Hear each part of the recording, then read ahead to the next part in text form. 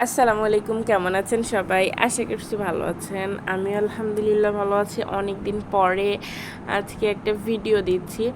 তো long video সাধারণত করাও হয় না, আর ওইভাবে দেওয়া তো হয় না, কারণ একটা ভিডিও দিতে গেলে ওই ভিডিওটা সুন্দরভাবে করতে হবে, তারপরে এডিটিং আছে, আরও মাঝখানে অনেক কাজ আছে। তো সেগুলো না হয় বাদ দেই, আজকের মতো শুরু করি।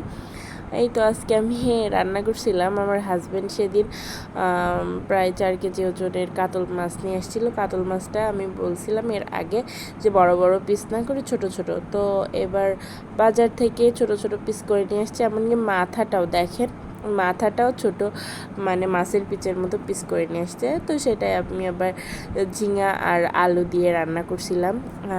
আর এটার রান্নার কথা আর কি বলবো, সবাই তো নর্মালি জানেন কিভাবে রান্না করতে হয়। আমি শুধুমাত্র মাছটা একটু মশলা যখন কষিয়ে নেই তখন মাছটাও একটু কষিয়ে নিই, তাহলে মাছের মধ্যে লবণ বা ঝালটা ভালো মতো যায়। তো যার কারণে মাছটা কষিয়ে নেই। তো তারপরে কষিয়ে কষিয়ে রান্না করছি।